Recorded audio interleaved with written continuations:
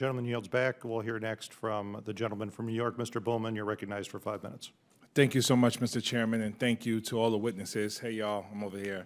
Thank you to all the witnesses for being here today and for sharing your expertise and your testimony. So America has a series of challenges that I would describe as national security challenges. We have millions of children going to bed hungry every single day. We have gun violence as the #1 killer of children in our country. We have crippling inequality and a racial and economic caste system that persists. We have issues with climate change. We have issues of children who go to school in historically marginalized and neglected communities not receiving the same education as children who go to schools in wealthier, more suburban communities. My question is, and I'll start with Dr. Murdoch, can you speak to the risk that we face with people intentionally and unintentionally using AI to exacerbate these issues? What must be done to ensure that these critical areas are improved? Because to my mind, if we're not using AI to better humanity, what the heck are we using it for? It's not just about commercialization. It's not just about military might. It's about our collective humanity and solving the crippling challenges that persist in our country before we even think about China or another foreign adversary.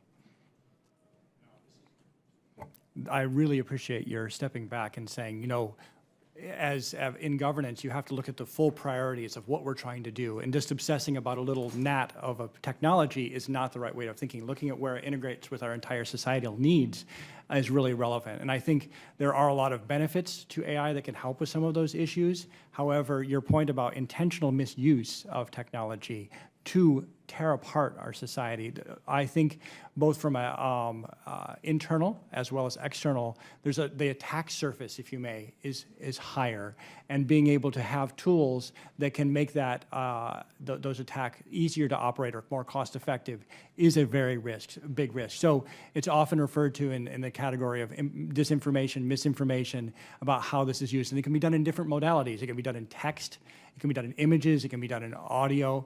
And I think being able to figure out how to manifest this is actually a democratic process discussion, which is why I think that the AI literacy needs to be brought up. We have to be engaging in this, and because there's a lot of creativity needed. It's really, really hard to detect fake text.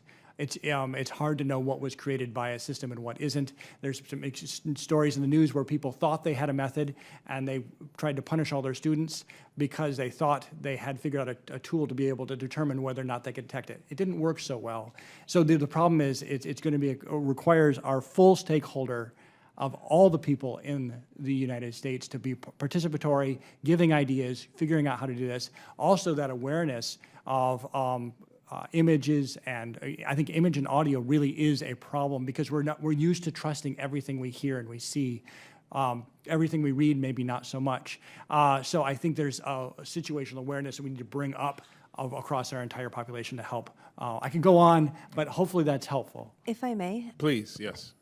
What you're bringing up is the concept of algorithmic bias and why this is critically important to talk about today. So to build on a point from earlier, this is where regulation comes in. We already have laws today that prohibit certain implementations and certain outcomes from happening independent of the technology or the solution being used. But in addition, we're going to have to identify where the gaps are that existing regulation is insufficient and create new ones. So a couple of reasons this happens. One is just a lack of diversity in creating these technologies. These technologies are gate-kept, not just by education, but literally geographically gate-kept. People who sit in California try to dictate to school districts in New York how their schools should be run, and that's not how this should work.